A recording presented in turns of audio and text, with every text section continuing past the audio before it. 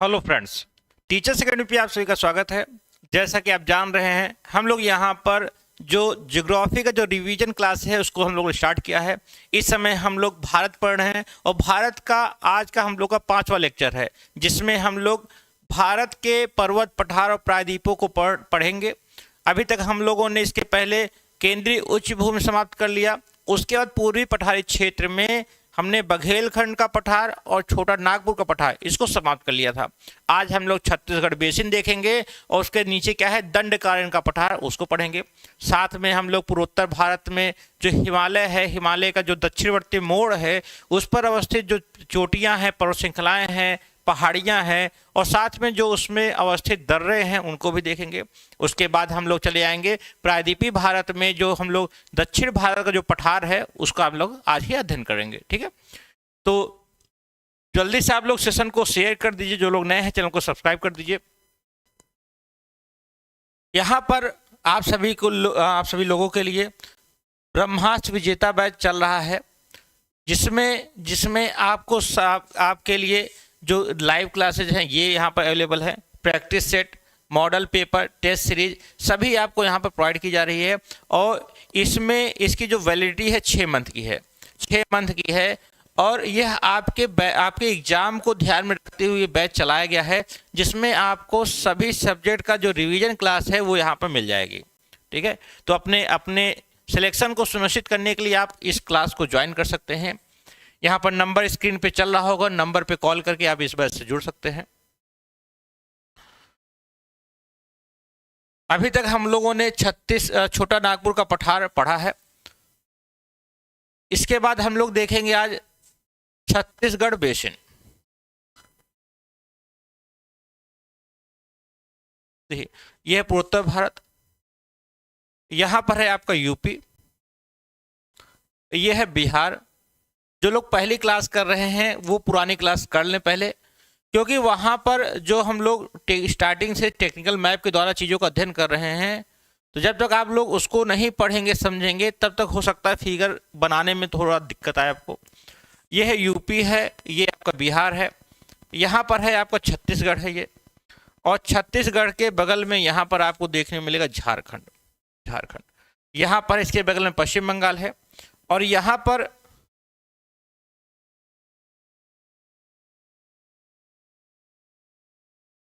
ये है आपका उड़ीसा। क्या है? उड़ीसा। और इधर है आपका तेलंगाना, यहाँ पर है आपका तेलंगाना। कुछ ऐसा ही फिगर है हम लोगों का। ठीक है, अब यहाँ पर देखिएगा आप लोग, ये है ये आपका छोटा झारखंड है। यहीं पर आपका जो पठार था, क्या नाम था? छोटा नागपुर का पठार, ऐसे यहाँ पर था। यहाँ पर आपका था बघेलखंड का पठार। और यहाँ पर आप देखेंगे ये जो छत्तीसगढ़ और उड़ीसा का जो क्षेत्र है, यहाँ पर एक नदी प्रवाहित होती है। इस नदी का नाम है महानदी। ये ऐसे प्रवाहित होती है और उड़ीसा तट पर बंगाल की खाड़ी में अपने जल को गिराती है। इसका नाम क्या है? इसका नाम है महानदी। महानदी को उड़ीसा का शोक भी कहते हैं। महानदी को उड़ीसा का शोक कहते हैं। क्यों कहते हैं? कि इसकी वजह से उड़ीसा में बहुत ज़्यादा बाढ़ आती है और इसी बाढ़ को ध्यान में रखते हुए इस पर एक डैम बनाया गया है, जिसका नाम है हीराकुंड डैम। इसका नाम है हीराकुंड बांध। ये जो बेसिन है इसका निर्माण इसी महानदी के द्वारा हुआ है और ये जो बेसिन है इसे हम लोग रचनात्मक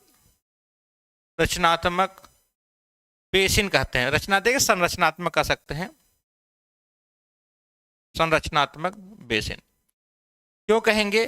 क्योंकि इसका जो निर्माण है यह इसी महानदी के द्वारा हुआ है। बेसिन 2 प्रकार के होते हैं, एक संरचनात्मक होता है और दूसरा होता है गर्त रूपी बेसिन। दूसरा क्या होता है? गर्त रूपी बेसिन। और एक होता है संरचनात्मक बेसिन।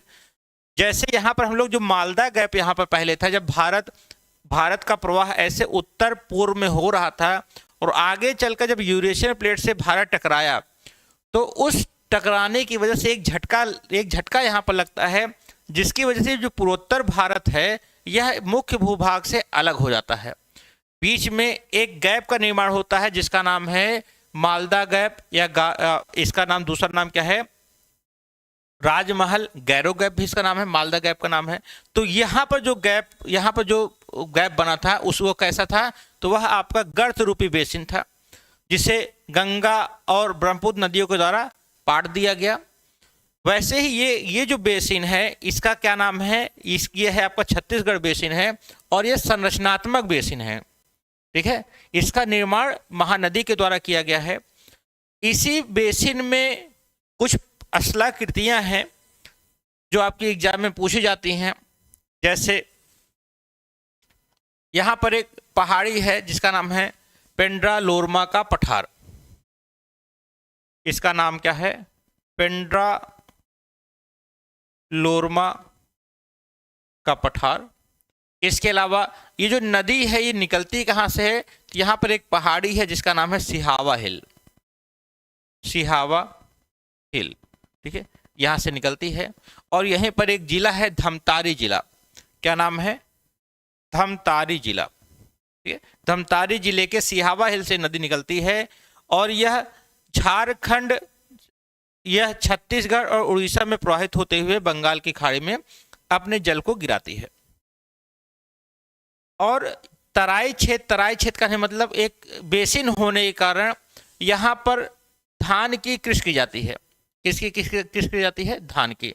और पूरे भारत में यहाँ पर सर्वाधिक धान की प्रजातियाँ पाई जाती हैं, इसलिए इस बेसिन को भारत का धान का कटोरा कहते हैं। क्या कहते हैं, चावल का कटोरा या धान कटोरा। भारत का चावल का कटोरा किसे कहेंगे, ये होता है आपका छत्तीसगढ़ बेसिन को कहते हैं। क्लियर है।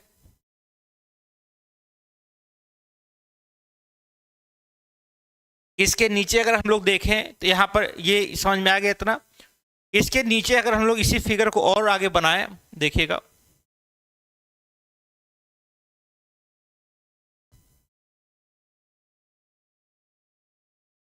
नीचे जो राज्य है यह है आपका आंध्र प्रदेश। क्या है, आंध्र प्रदेश।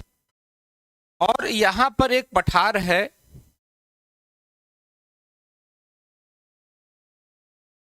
अब इस वाले फिगर को हल्का से यहां पर हमको इसको हटाना पड़ेगा।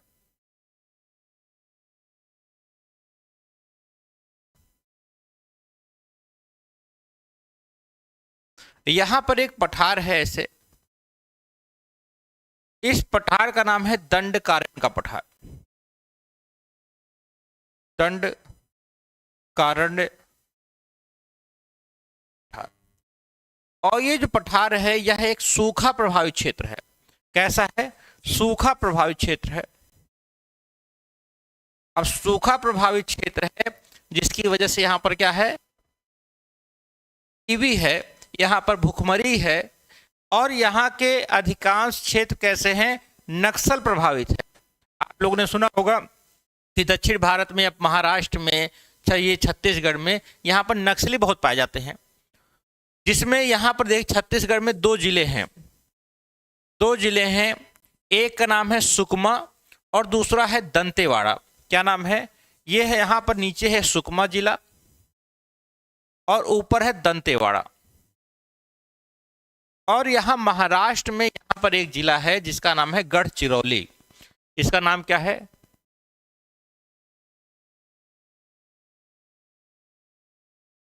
इसका नाम है गढ़चिरौली। ये सारे क्षेत्र कैसे हैं, ये नक्सल प्रभावित क्षेत्र हैं। यहीं पर आप देखेंगे, मैप खोल के देखिएगा, यहाँ पर इसी दंडकारण्य पठार के दक्षिणी हिस्से में यहाँ पर एक पठार और पाया जाता है। ये जो पठार है इसका नाम है बस्तर का पठार। कहाँ पर है, छत्तीसगढ़ में है, छत्तीसगढ़ के दक्षिण में है। क्या नाम है इसका, बस्तर का पठार। और बस्तर का पठार किस लिए प्रसिद्ध है, तो भारत में टिन का एकमात्र जो भंडार है वो कहाँ पर है? ये यहीं पर पाया जाता है, बस्तर के पठार में। यहाँ पर टिन का भंडार पाया जाता है, टिन। क्लियर है? और इस दंडकारण्य पठार का विस्तार कहाँ कहाँ है? तो जैसे मैंने फिगर बनाया है ऐसे तिरछा आप लोग ऐसे बनाइएगा। इसका विस्तार, सर्वाधिक विस्तार छत्तीसगढ़ में है, उड़ीसा में है, आंध्र प्रदेश में है, तेलंगाना में है और महाराष्ट्र में है। इस पठार का विस्तार 5 राज्यों में है। ठीक है, छत्तीसगढ़, उड़ीसा, आंध्र प्रदेश, तेलंगाना और महाराष्ट्र में है। और ये पठार जो मैंने बताया है, इसको हम लोग भले ही पूर्वी पठारी क्षेत्र पढ़ते हैं, लेकिन ये हिस्सा किसका है? तो हम लोग जो दक्षिण का पठार है, जिसे हम लोग दक्कन का पठार बोलते हैं, उसका ये हिस्सा है। लेकिन यह आपका पूर्वी तटीय क्षेत्र में ये आ जाता है, इसलिए हम लोग उसको अलग से पढ़ लेते हैं। ठीक है, इसके बाद अब हम लोग जो पूर्वोत्तर का क्षेत्र है, पूर्वोत्तर पठारी क्षेत्र, उसको हम लोग पढ़ेंगे। देखिएगा,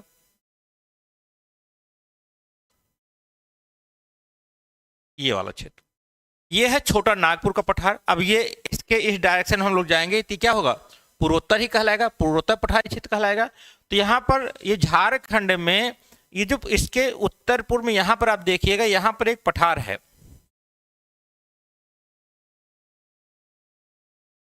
यहाँ पर कॉर्नर पे आप देखेंगे, यहाँ पर एक पहाड़ी है। ये जो पहाड़ी है इसका नाम है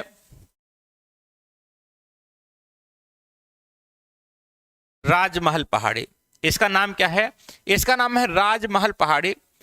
अब यहाँ पर मैप में थोड़ा सा आप लोग ध्यान दीजिएगा। मैप जो अब ये टेक्निकल मैप है और ओरिजिनल मैप में कैसे फिगर बनता है तो उसको हम लोग यहाँ पर देख लेते हैं। ये जो टेक्निकल मैप सीमाओं को याद करने के लिए ऐसे बनाया गया है।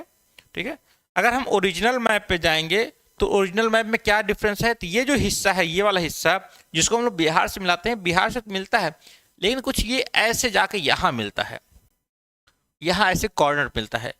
तो यहाँ पर जो पहाड़ी है राजमहल पहाड़ी, इसका जो विस्तार है कहाँ पर है? ये यहाँ पर है, ऐसे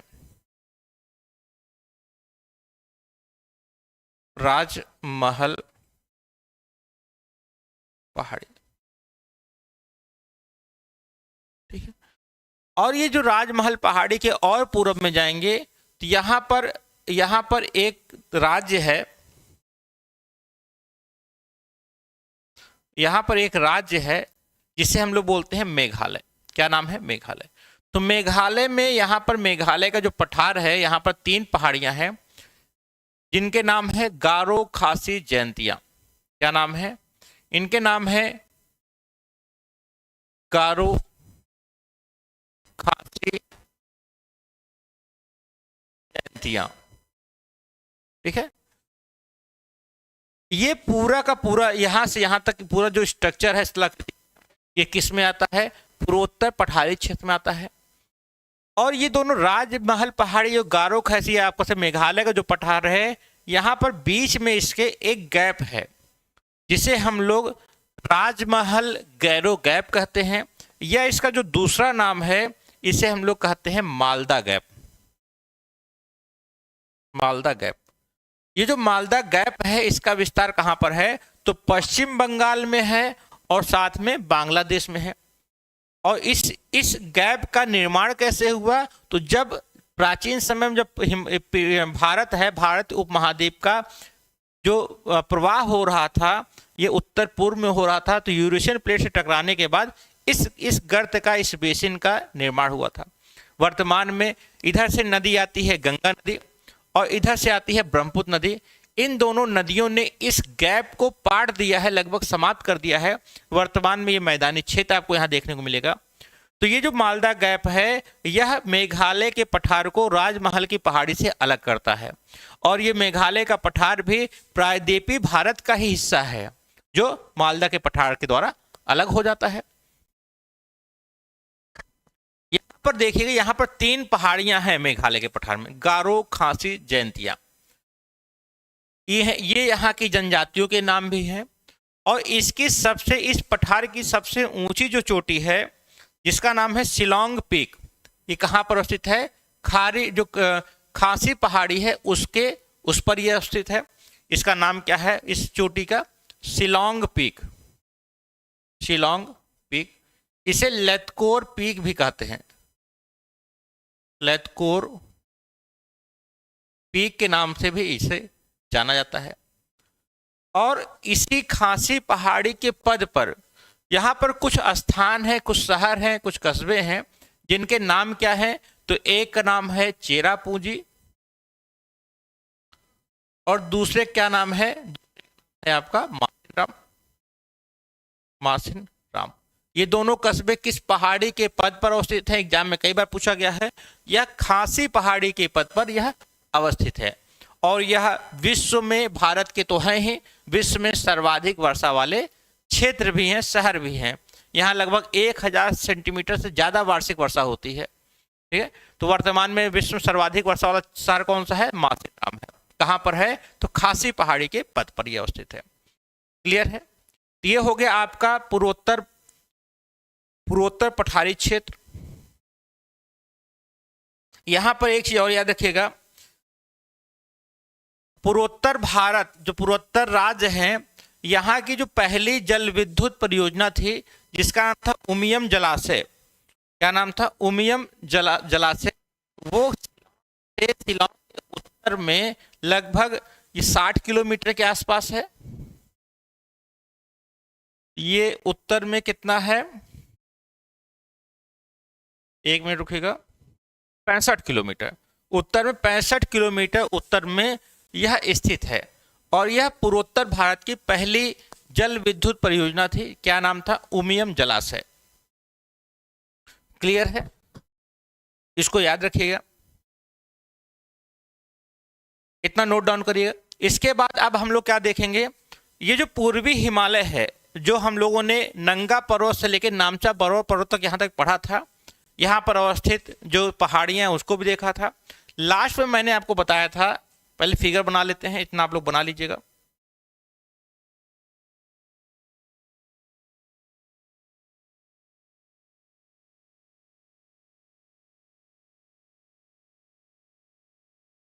देखिएगा,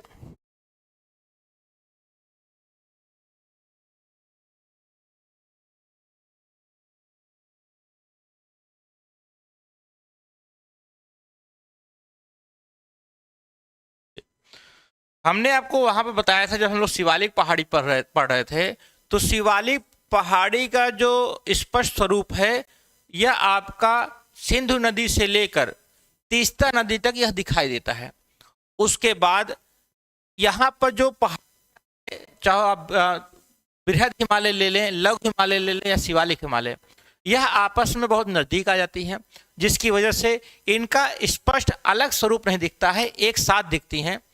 और अरुणाचल प्रदेश में ये पहाड़ी आकर कई छोटी छोटी पहाड़ियों में विभक्त हो जाती है।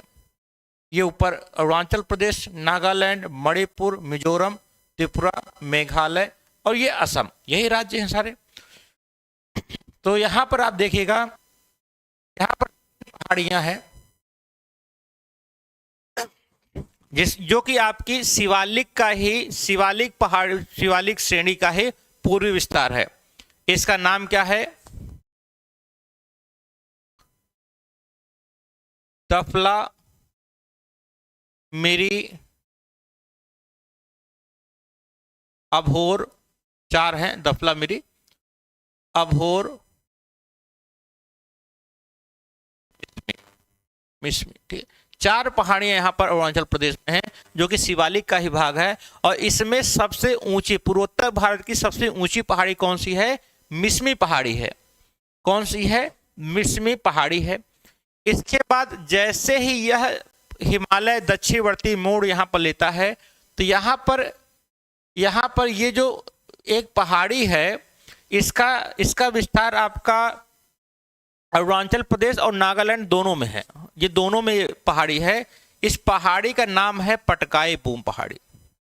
इस पहाड़ी का नाम है, इसका नाम है पटकाई बूम पहाड़ी। अगर एक राज्य पूछे किस राज्य में है, तो अरुणाचल प्रदेश में है। विस्तार कहाँ पर है? अरुणाचल प्रदेश, नागालैंड दोनों में है। इसके नीचे आने पर यहाँ पर एक पहाड़ी है जिसका नाम है नागा पहाड़ी। नागालैंड में है तो नागा पहाड़ी। और नीचे आने पर मणिपुर में यहाँ पर एक पहाड़ी है, इसका नाम है मणिपुर पहाड़ी। देखिए यहाँ पर नागा पहाड़ी है, नागा पहाड़ी पर एक चोटी है जो कि नागालैंड की सबसे ऊंची चोटी है, माउंट सारामती। इसको भी याद रखिएगा, माउंट सारामती, सारामती, ठीक है। यहाँ पर मणिपुर में जो पहाड़ी है इसका नाम है मणिपुर पहाड़ी।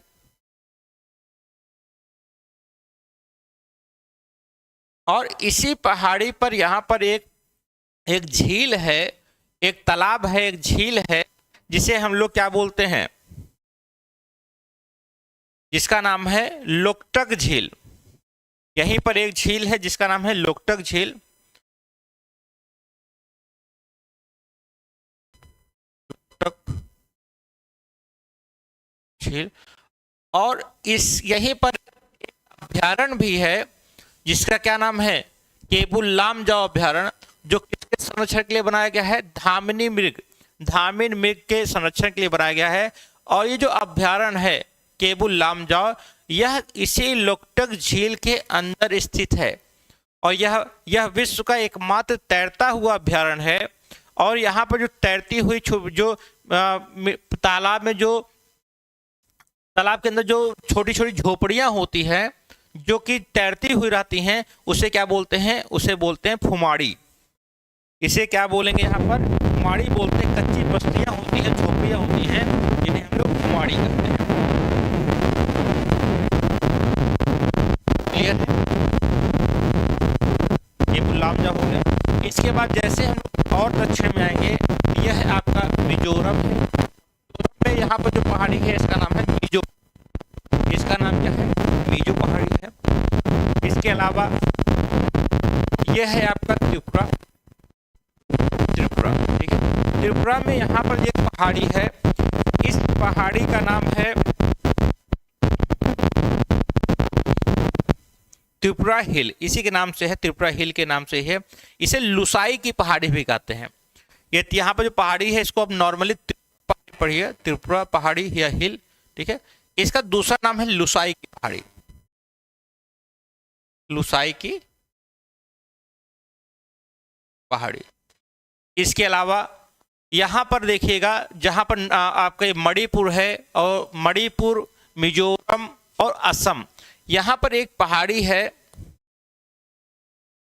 मणिपुर नागालैंड में, मणिपुर नागालैंड और असम, बराइल की पहाड़ी, ये यहाँ पर है।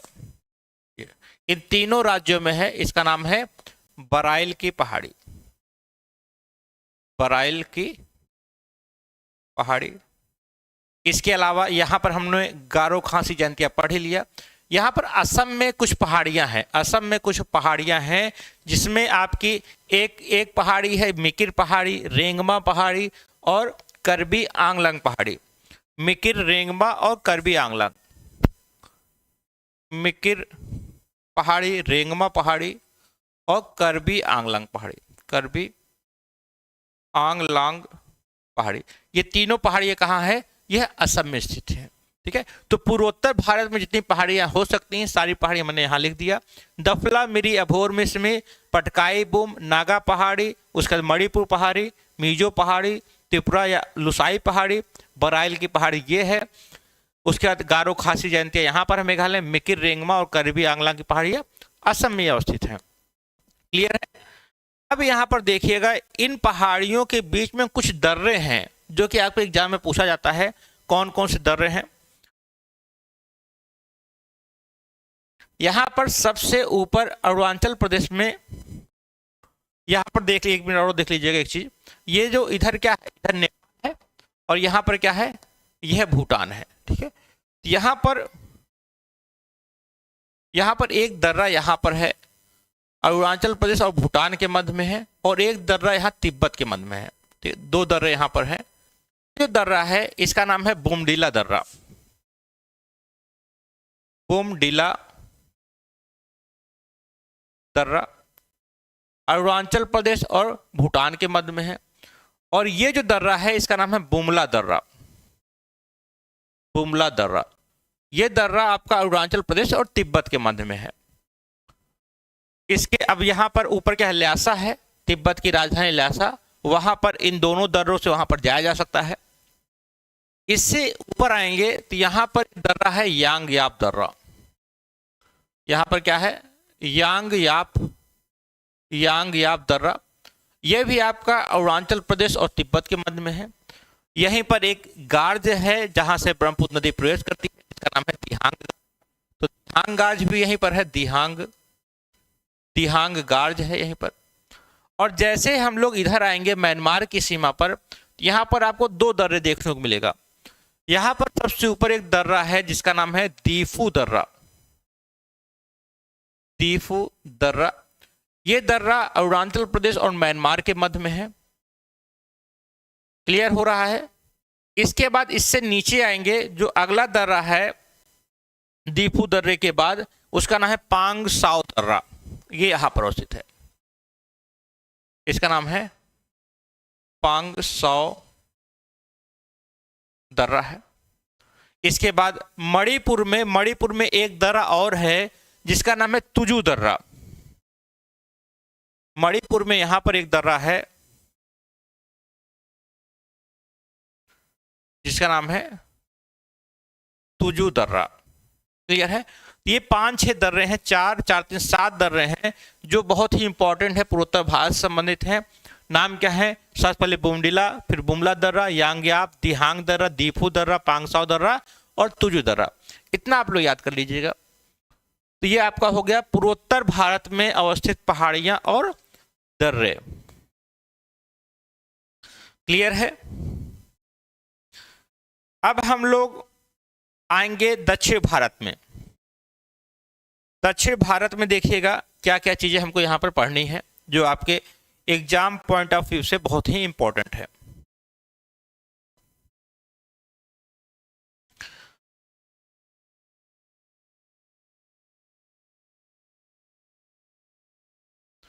अब यहां पर हम लोग दक्षिण भारत का ही फिगर बनाएंगे, पूरा नहीं बनाएंगे। ये है आपका गुजरात और यहां पर है ये आपका इधर दक्षिण भारत हो गया। ठीक है, राज्य हम लोग बना लेते हैं। देखिएगा राज्य, ये है केरल, तमिलनाडु, आंध्र प्रदेश, तेलंगाना, कर्नाटक, गुजरात, राजस्थान, छत्तीसगढ़, उड़ीसा, मध्य प्रदेश, महाराष्ट्र और एमपी। ऐसे ही है सारे राज्य, ऐसे ही हैं। ठीक है, दक्षिण भारत में अभी हम लोग केंद्रीय उच्च जब पढ़ रहे थे तो केंद्रीय उच्च में यहां पर हमने एक पहाड़ी पढ़ा था जिसका नाम है विंध्यन पहाड़ी। विंध्यन पहाड़ी ऐसे यहां पर पढ़ा था हम लोगों ने। विंध्यन पहाड़ी के दक्षिण में हम लोग देखेंगे तो यहां पर एक पहाड़ी और है। विंध्यन पहाड़ी के दक्षिण में यहां पर एक पहाड़ी और है जिसका नाम है सतपुड़ा पहाड़ी। क्या नाम है? सतपुड़ा पहाड़ी है। और ये सतपुड़ा पहाड़ी है जो यह ब्लैक माउंटेन का एकमात्र उदाहरण है। ब्लैक माउंटेन का एकमात्र उदाहरण है। कैसे? तो इसके इस सतपुड़ा पहाड़ी के उत्तर में नदी है जिसका नाम है नर्मदा नदी, वो प्रवाहित होती है भ्रंश घाटी में। और इसके दक्षिण में, सतपुड़ा पर्वत के दक्षिण में कौन सी नदी प्रवाहित होती है? ताप्ती नदी।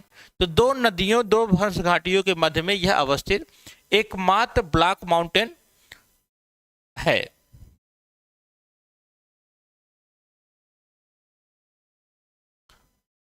ये जो आपकी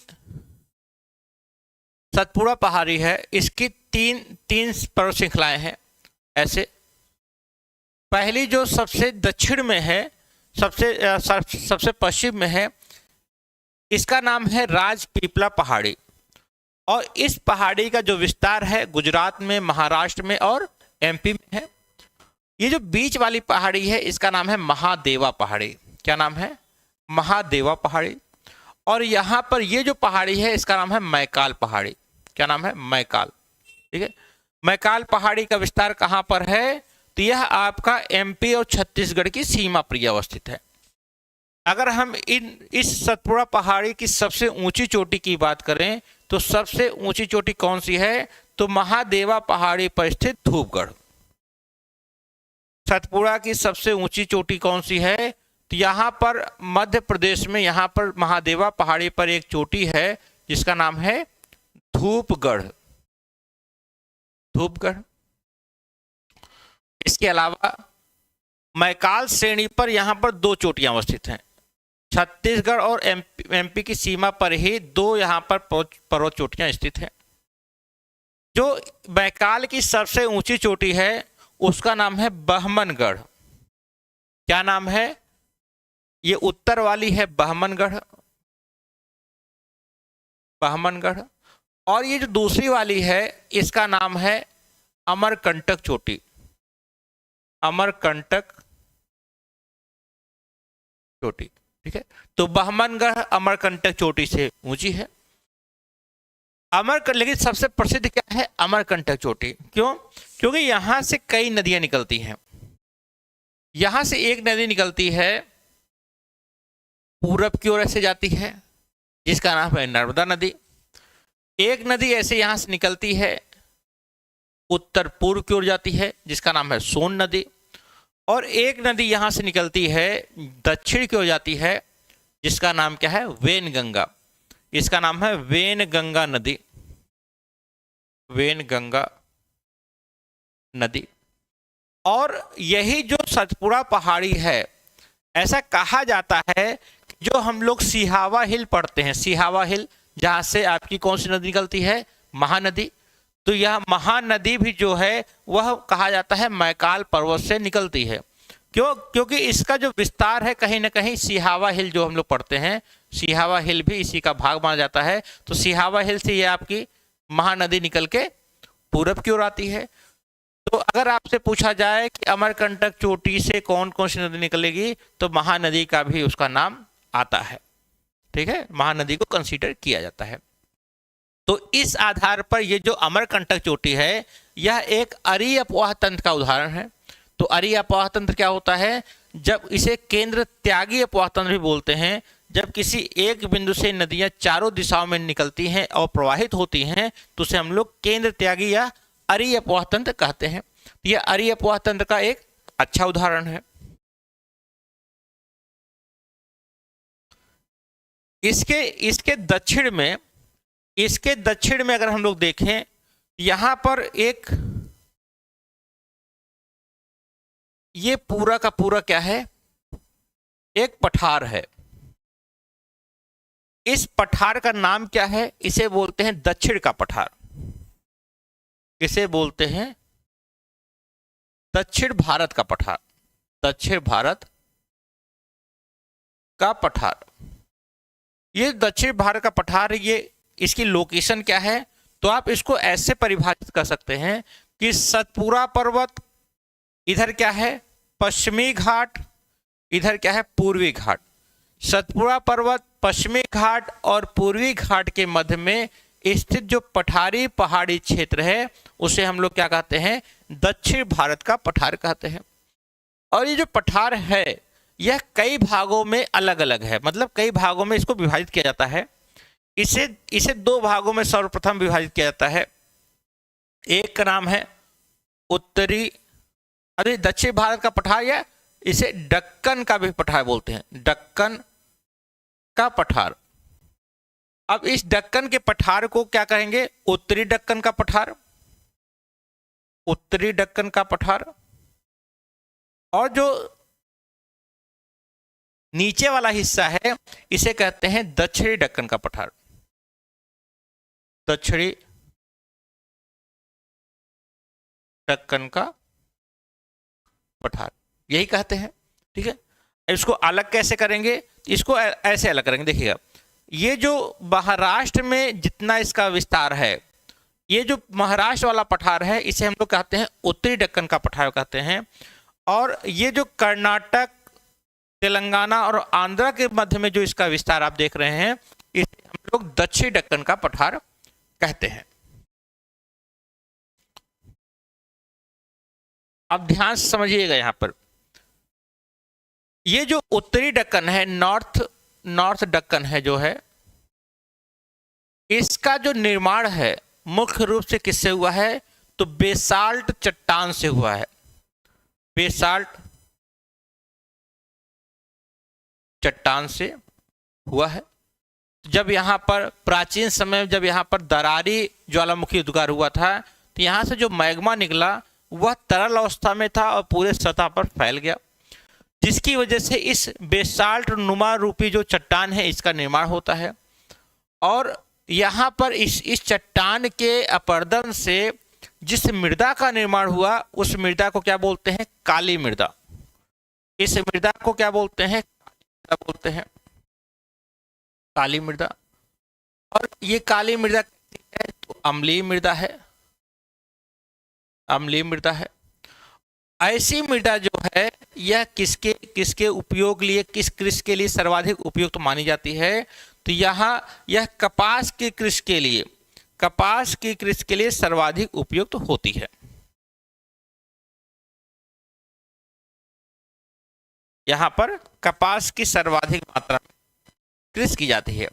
आप लोग महाराष्ट्र से बिलोंग करते होंगे, कुछ जानते होंगे, तो वहाँ पर जितने किसान होते हैं वहाँ पर अधिकांश किसान कपास की कृषि करते हैं, क्योंकि उसके लिए यहाँ पर जलवायु दशा उपयुक्त पाई जाती है।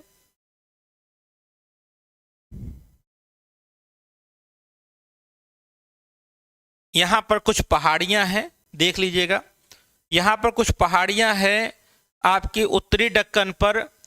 इनके नाम मैं लिख दे रहा हूँ, लोकेशन आप लोग देखिएगा एटलस में, क्रम से हैं ऐसे आप देखेंगे। उत्तरी दक्कन में पश्चिम से पूर्व यहाँ पर कई पहाड़ियाँ हैं। अगर सबसे पश्चिम वाली पहाड़ी को देखें तो उसका नाम है हरिश्चंद्र पहाड़ी। मैं यहां लिख दे रहा हूं, हरिश्चंद्र पहाड़ी। इसके पूर्व में जाएंगे तो अगली जो पहाड़ी है उसका नाम है अजंता पहाड़ी, अजंता पहाड़ी। इसके अलावा है सह्याद्री पर्वत श्रेणी, सह्याद्री पर्वत श्रेणी। मैप में आप लोग देखते चलिए धीरे धीरे। यहां पर है आपका चौथे नंबर पे जो पहाड़ी है इसका नाम है काबिलगढ़ पहाड़ी, काबिलगढ़ पहाड़ी। ये जो काबिलगढ़ पहाड़ी है, अगर इसको हम लोग ध्यान से देखें तो यह सतपुड़ा का हिस्सा है। किसका है? सतपुड़ा का हिस्सा है। और इसका जो विस्तार है यह मध्य प्रदेश और महाराष्ट्र दोनों में है। लेकिन यहाँ पर हम लोग जब क्रम देखते हैं तो क्रम में यहाँ पर हम लोग याद कर लेते हैं गाविलगढ़ के बाद क्या, सह्याद्री के बाद कौन सी पहाड़ी है? गाविलगढ़ है। उसके बाद है बालाघाट। बालाघाट यहाँ नीचे है, बालाघाट यहाँ नीचे पड़ता है, बालाघाट नीचे पड़ता है।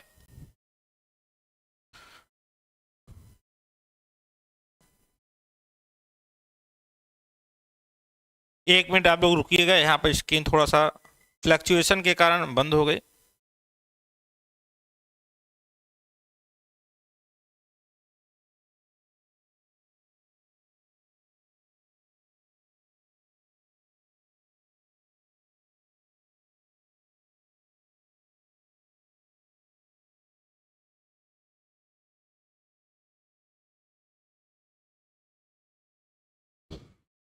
बस एक मिनट आप लोग होल्ड करिएगा, स्क्रीन आ रही है।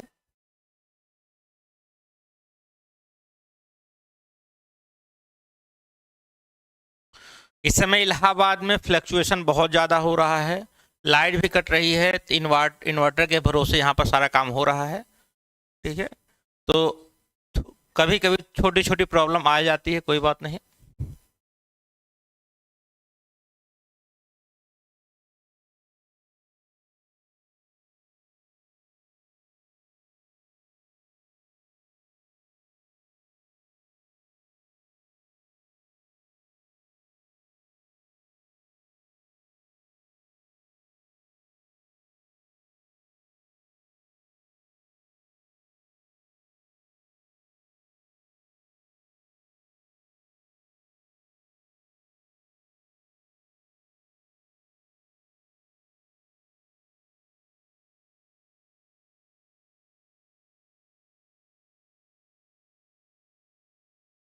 ठीक है, तो यहाँ पर हम लोग ने गाविलगढ़ पहाड़ी देखा, और गाविलगढ़ की पहाड़ी के नीचे यहाँ पर है आपका बालाघाट पहाड़ी, ये यहाँ पर है। ठीक है, ये यहाँ पर अगली पहाड़ी क्या है, बालाघाट।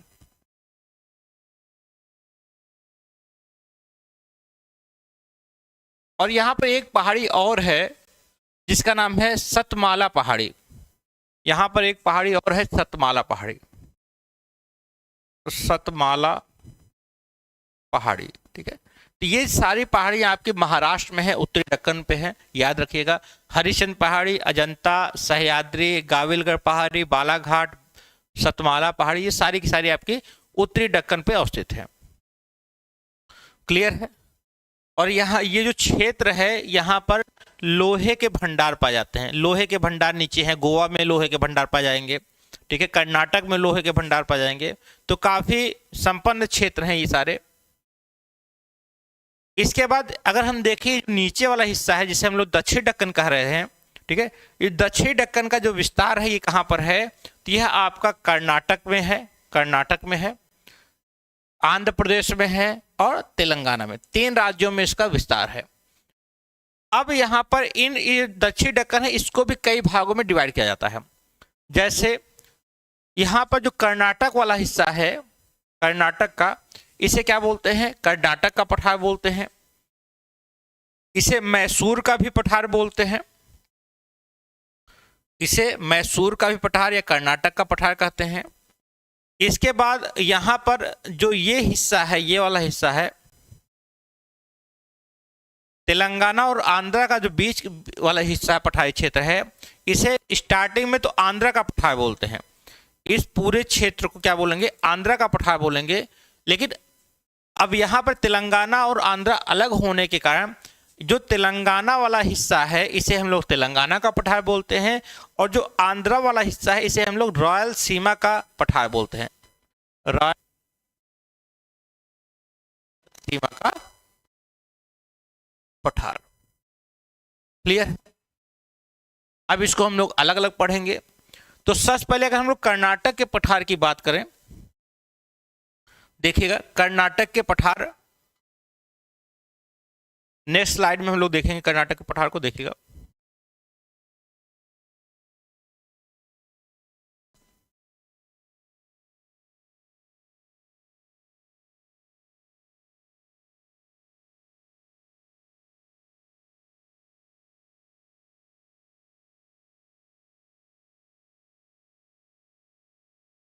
ये है आपका केरल, तमिलनाडु, आंध्र प्रदेश, तेलंगाना और यह कर्नाटक।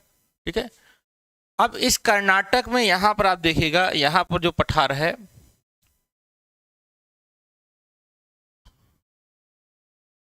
ये, इसे बोलते हैं कर्नाटक का पठार या मैसूर का पठार। इस मैसूर के पठार में 3 स्थलाकृतियां मौजूद हैं। कौन कौन सी हैं? सबसे बीच में है बाबा बुदन की पहाड़ी, बाबा बुदन की पहाड़ी। इस बाबा बुदन पहाड़ी के पश्चिम में एक पठारी क्षेत्र है, इस पठारी क्षेत्र का नाम है मलनाद। क्या नाम है? मलनाद पठारी क्षेत्र है। और इसके पूरब में जो बाबा बुदन पहाड़ी के पूरब में जो स्थलाकृति है वह एक मैदानी क्षेत्र है, मैदान है। और इस मैदानी क्षेत्र का नाम भी क्या है? मैदान है। इसका नाम क्या है? इसका नाम भी मैदान। तो 3 स्थलाकृतियां आपकी कर्नाटक या मैसूर के पठार में है, बाबा बुदन की पहाड़ी, मलनाद की पहाड़ी और आपका मैदान। ठीक है, यहीं पर जो पहाड़ी में यहां पर देखिएगा एक पूरा क्षेत्र पहाड़ी है, यहां पर लोहे के भंडार पाए जाते हैं। और यहां पर कुछ चोटियां हैं, जैसे एक चोटी है मुलानगिरी, इसकी सबसे ऊंची चोटी है, नाम है मुलानगिरी। मुलानगिरी। और दूसरी जो चोटी है उसका नाम है कुद्रेमुख।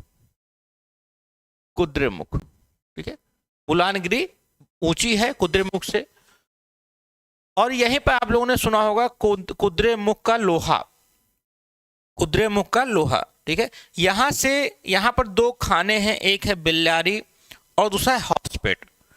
एक का नाम है बेल्लारी और दूसरा है हॉस्पेट।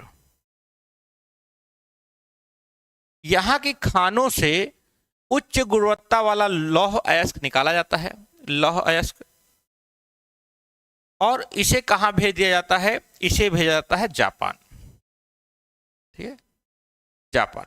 जापान, ये सारा लोहा कहां भेज दिया जाता है? जापान भेज दिया जाता है। और इसी लोहे के आधार पे वहां पर क्या है? वहां पर बाजार आधारित उद्योग है। बाजार से इन्होंने लोहा लिया और उसको मैन्युफैक्चर करके वहां पर टेक्नोलॉजी का यूज करके इसे बहुत अधिक अधिक दामों पर इसको बेच देते हैं। क्लियर है?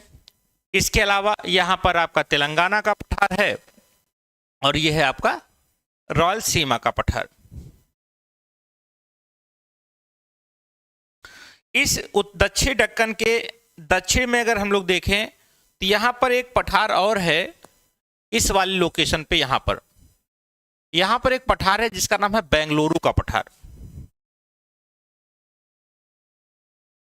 बेंगलुरु का पठार। और इस बेंगलुरु के पठार के दक्षिण में यहां पर एक पहाड़ी है, इसके दक्षिण में एक पहाड़ी है जिसका नाम है मेलागिर पहाड़ी। क्या नाम है? मेलागिर पहाड़ी, मेलागिरी पहाड़ी। आप लोगों ने मूवी देखी होगी, पुष्पा मूवी, ठीक है। पुष्पा मूवी में जो लाल चंदन वहां पर दिखाया गया है, वो लाल चंदन पाया कहां जाता है? इसी मेलागिरी जो पहाड़ी है, यह लाल चंदन के लिए प्रसिद्ध है।